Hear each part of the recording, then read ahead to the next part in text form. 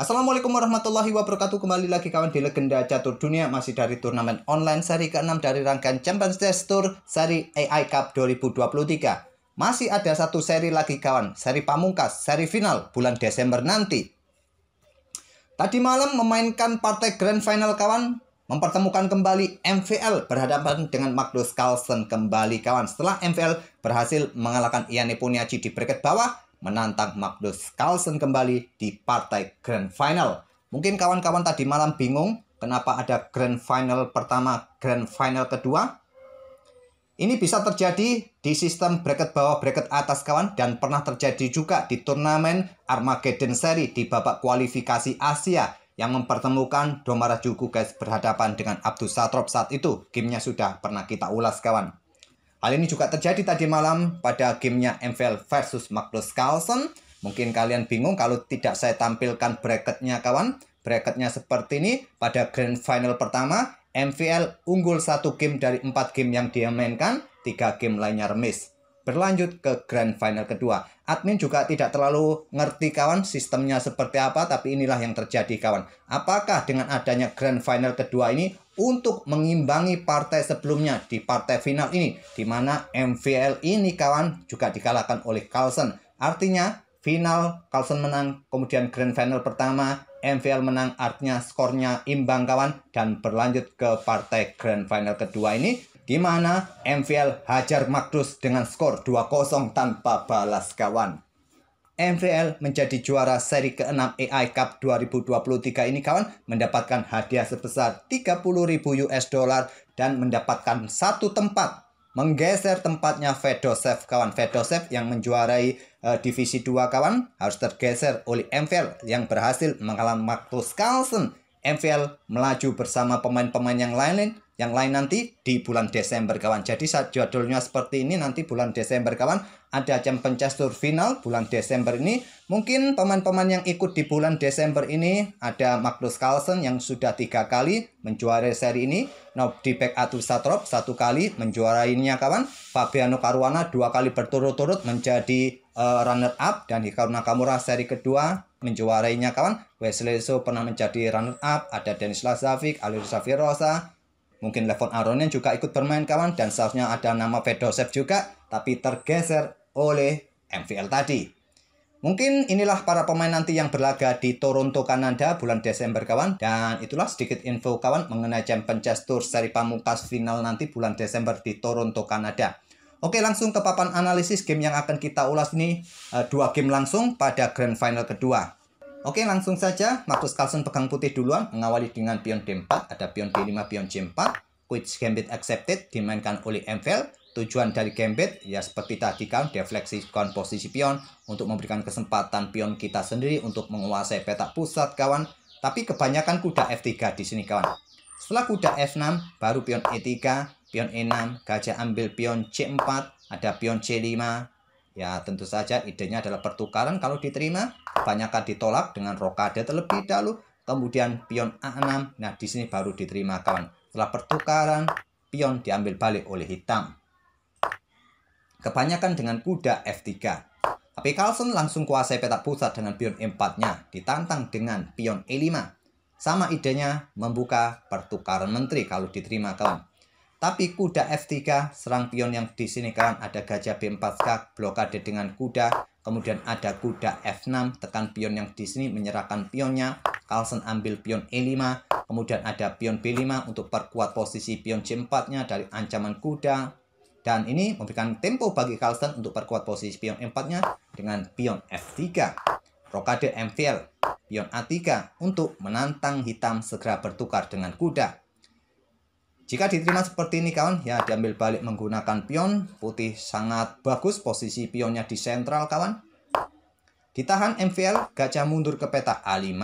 Jika kalian ikuti dengan pion B4 ini, bahayanya end pasen kawan. Kalian tidak bisa ambil pion ini sementara waktu karena pion kalian dalam ancaman. Apalagi kuda ini juga dalam ancaman. Repot juga. Mungkin gajah B2 pertahankan kuda terlebih dahulu. Dan di sini bisa melanjutkan dengan pion C6 mungkin, ataupun juga dengan pion A6, pertahankan pion yang di sini. Kembali lagi ke langkah aslinya. Gajah E3 terlebih dahulu, pertahankan posisi pion kawan. dan dikonter dengan pion C5. Diterima Carlsen menantang pertukaran menteri.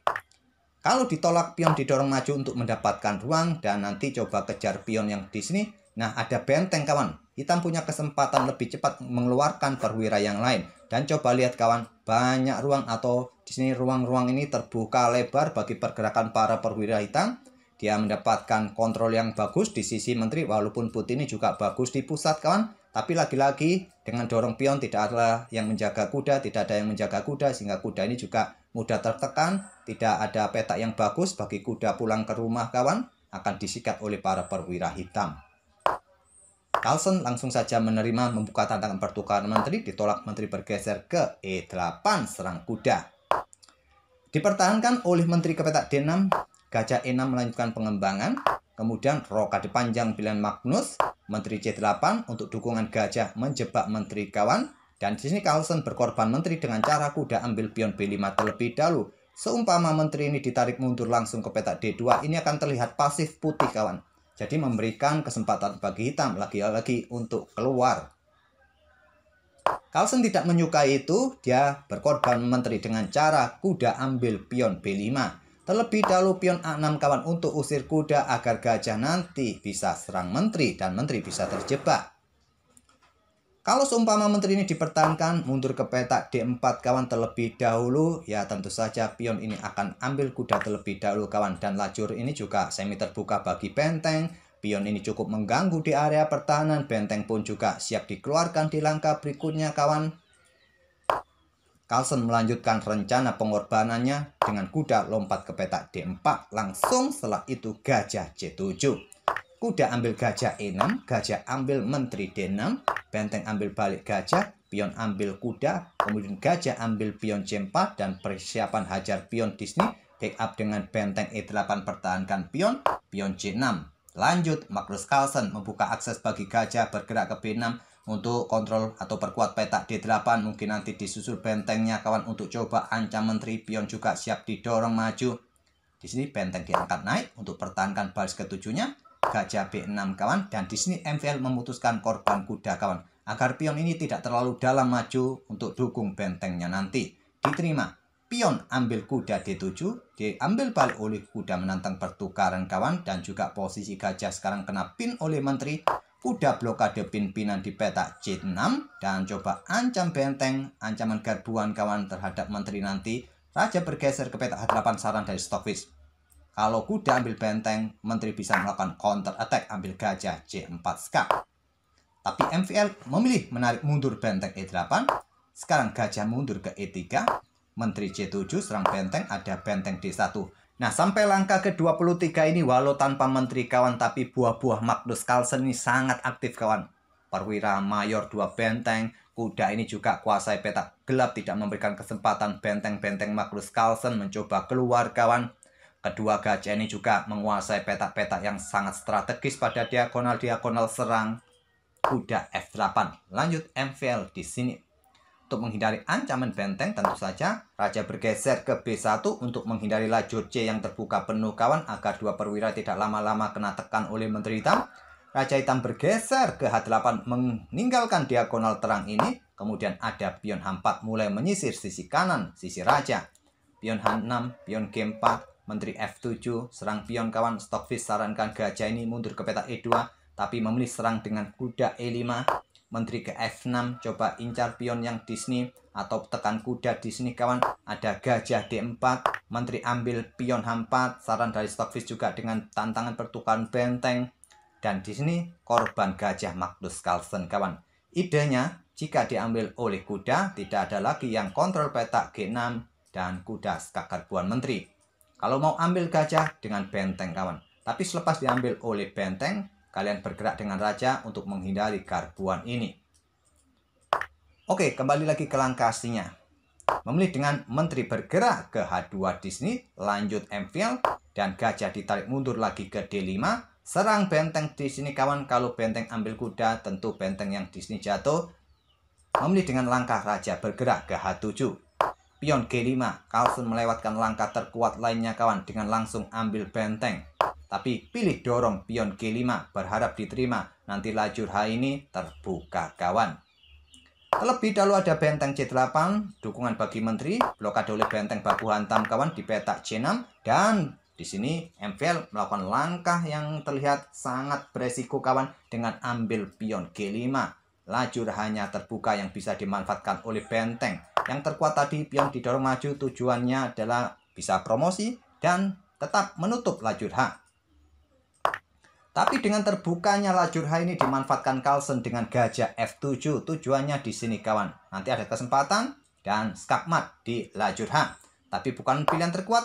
Yang terkuat gajah gelap ke petak C3. Tapi memilih ke petak F7, serang benteng di sini, benteng C8, serang kuda, terlebih dahulu gajah E5. Tadi gajah mundur, backup kuda yang terkuat kawan. Dan di sini menteri bergeser ke G2. Tidak berani meninggalkan petak H1, ancamannya di sini kawan. Kemudian kuda mundur ke D4 dan berlanjut dengan pion G4 diterima. Menteri ambil pion E4, lanjut MVL kawan, ingin mendapatkan gajah tapi dia harus mengawasi petak H1. Raja bergeser ke A2, benteng D8, serang kuda di sini kawan.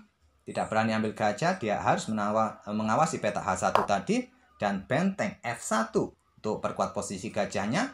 Dan di sini ada menteri bergerak ke G2. Yang terkuat tadi benteng bergerak untuk menakuti gajah agar meninggalkan salah satu diagonal ini yang terkuat kawan. Dan di sini benteng diangkat naik ke F5. Awas ada di sini ada pion kawan, tak ada masalah. Benteng ke F6. Kemudian menteri ambil pion G4, lanjut MVL, kuda ke C6, saran dari Stockfish untuk menghindari tekanan dari benteng kawan. Di sini memilih ke petak F3. Benteng D3, tekan kuda. Terlebih dahulu gajah dikorbankan oleh Magnus ke D5, sikat. Kemudian ada benteng F7 skak. Raja H6, gajah G7 skak. Raja B5, benteng ambil kuda F8. Menteri hitam C4 skak, lanjut MVL, blokade dengan pion. Kemudian di sini ada menteri E2 skak, blokade dengan gajah, diikuti dengan raja dekati kuda kawan. Kemudian ada pion A4, menteri sikat kuda, menyerahkan menterinya kawan, berharap dengan benteng bisa meladeni permainan gajah. Pion dorong oleh Carlsen, pion G5 dorong oleh MVL, raja bergerak, pion terus didorong, raja mendekati benteng, diperkuat oleh kudanya, maksud saya rajanya kawan bukan kuda.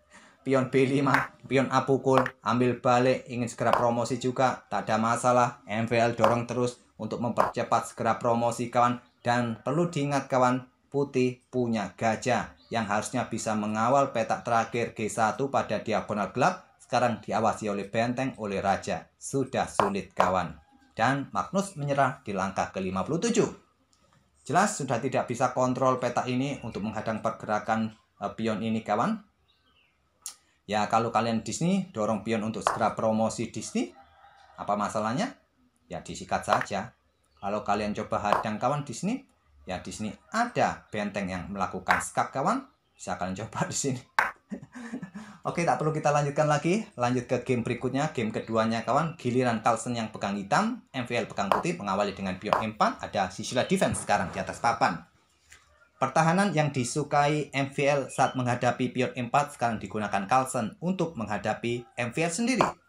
Setelah kuda F3 pion E6, Sisilia Prancis, apakah ke Taimanov? Kita lihat saja. Pion D4 seperti biasa baku hantam, kemudian pion A6. Apa nama variasi ini kawan? Ini bukan Najdorf karena didahului dengan pion E6. Ini adalah Sisiliakan, yaitu variasi atau cabang variasi dari Sisilia Prancis. Yang kebanyakan cabang variasi pion E6 ini adalah Taimanov ataupun juga Sisilia Pin kawan. Kemudian ada pion C4, di sini kuda F6, kuda C3 pertahankan pion, menteri C7, pion A3 kontrol peta, B4 dari aktivitas gajah yang ganggu kuda sehingga kuda hitam bisa pressure pion E4 kawan.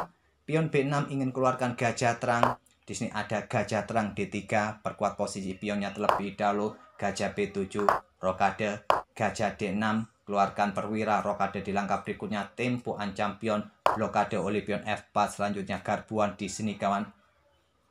Dan di sini langsung bergerak ke C5, pin kuda, blokade dengan gajah E3, kuda C6, tekan 2 kali kuda D4. Apa yang akan kalian lakukan? Kalau pertukaran, tentu didahului oleh gajah temponya skak, kalian rugi. Di sini gajah mundur ke C1, pilihan nomor 2, tapi yang terkuat kuda ke C2 kawan. Kalau gajah mundur jelas buka akses menteri, perkuat posisi kuda. Di sini MVL memilih langkah terkuat, kuda C2, agar tidak lama-lama kudanya kena tekan. Menantang pertukaran ditolak dengan langkah pion D6, menteri naik ke petak D2, rokade Magnus Carlsen, benteng AE1, dan kuda G4 serang gajah.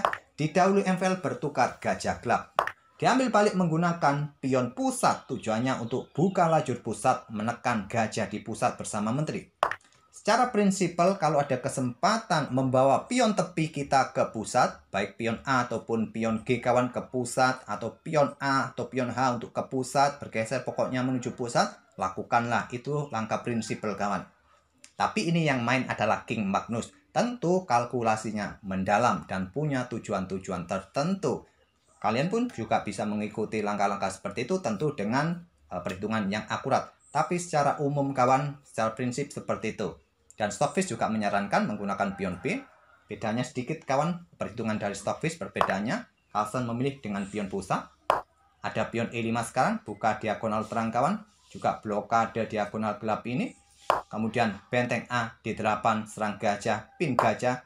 Menteri menghindari pin-pinan ke E2 serang kuda. Kuda tidak mempunyai banyak ruang. Mundur ke peta H6. Di sini ada benteng ED1. Di sini kuda serang menteri, menantang pertukaran kuda diambil menggunakan pion oleh Magnus.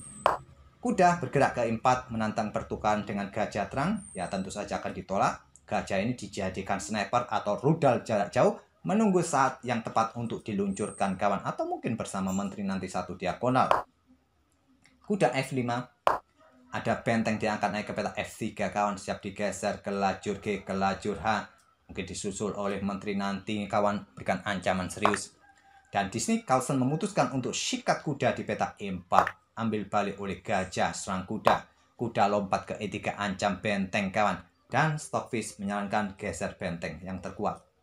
Tapi meluncurkan gajah rudalnya, ambil pion H7 skak kawan. Ngeri-ngeri sedap serangan seperti ini. Diterima Carlsen, benteng meluncur, raja mundur, menteri keluar, ancaman skak mat. Dan di sini coba perhatikan kontrol waktu dari Magnus Carlsen. Dari 9 menit 39 detik kawan. Magnus berpikir beberapa detik saja langsung memutuskan dorong pion 2 petak. Pion F5. Blunder lagi kawan Magnus kawan. Dan keuntungannya sudah hilang. Sekarang dalam posisi remis. Yang terkuat dorong 1 petak menurut engine. Perbedaannya di mana? Kalau ada menteri melakukan skak di sini, raja bergeser. Kalau diikuti dengan pion pukul pion, benteng digeser untuk perkuat posisi pionnya. Nanti bisa disusul kuda mundur kawan. Kalau benteng ini digeser. Kalau ada tekanan dengan benteng di peta G3 ini, raja bisa ambil pion F6 di sini. Kalau ada skak di sini, tentu raja masih bisa lari. Kembali lagi ke langkah aslinya. Carlsen blunder dengan pion F5. Perbedaannya di sini. Menteri meluncur, raja bergeser, diikuti benteng kawan. Inilah yang menjadi miskalkulasi Magnus Carlsen mungkin. Benteng siap melakukan aksi di sini. Menteri bisa hancurkan pion yang di sini nanti. Dan pion ini juga lemah kawan. Di sini kuda ambil benteng D1 yang terkuat. Carlsen blunder kawan. Dengan menteri ambil pion C4. Blunder lagi, blunder lagi. Sudah blank pikiran pada game kedua ini Magnus kawan. Pada posisi ini kuda ambil benteng D1. Permainan masih bisa remis. Kenapa? Karena berikutnya seperti ini kawan. Menteri melakukan skak di sini. Kalaupun benteng melakukan skak di sini kawan, raja mundur ke E8. Dan di sini pion ini baik-baik saja kawan. Ada menteri yang menjaga dan benteng siap sikat benteng yang di sini. Kalau nakal lama-lama benteng di sini kawan. Kalau melakukan skak lagi di sini untuk mendapatkan pion yang di sini, raja ini naik ke peta D7, ambil pion yang di sini, tak ada masalah. Raja tinggal bergeser nanti aman ataupun ambil pion ini terlebih dahulu kawan. Tak ada masalah. Tapi Carlsen memilih ambil pion C4 karena kalkulasinya di sini tadi kawan. Maaf saya agak kelewatan menjelaskan sesuatu langkah terbaiknya di sini kuda ambil benteng D1. Nah, setelah kehilangan banyak perwira, langkah yang logis yang bisa diambil oleh putih adalah melakukan skak-skak yang beruntun. Menteri melakukan skak, raja mundur, skak lagi di sini kawan. Raja bergerak ke sini. Kalau ada skak lagi, kalian bergeser ke sini, ya skak mat 1 langkah. Jadi raja mondar-mandir ke sini saja. Logisnya di situ melakukan skak-skak yang berulang. Tapi ini pun juga membuat MVL keluar sebagai juaranya. Karena pada game pertama, MVL tadi sudah menang. Jadi Carlsen memilih ambil resiko untuk ambil pion C4. Berharap MVL yang blunder kali ini. Tapi tidak blunder kawan, benteng G6 skak, raja bergeser, menteri ambil pion G7, Magnus Carlsen menyerah. Karena apa ancamannya? Tentu ancamannya bisa skak mat. Kalau benteng kesini, ya kesini bisa skak mat kawan. Seumpama benteng pukul benteng diambil oleh pion, ancaman berikutnya bisa skak mat. Kalau kalian antisipasi dengan langkah menteri kontrol petak gelap ini kawan, ya pion siap didorong kawan. Berikutnya juga akan mempunyai 2 menteri kawan di sini. Repot juga. Udah cukup, tak perlu kita lanjutkan itu. Oke, itulah kawan permainan Magnus Carlsen yang dihajar oleh MVL, partai balas dendamnya MVL. Selamat buat MVL. Magnus sudah capek kawan menang terus. Oh, tak ada masalah, masih ada 1 seri lagi. Mungkin di seri pamungkas itu Magnus menggila lagi kawan. Oke, insya Allah nanti sore coba kita intip permainan kawan-kawan kita yang berlaga di Asian Games cabang catur nomor standar bergu kawan. Kita akan bertemu di video-video berikutnya. Terima kasih. Wassalamualaikum warahmatullahi wabarakatuh.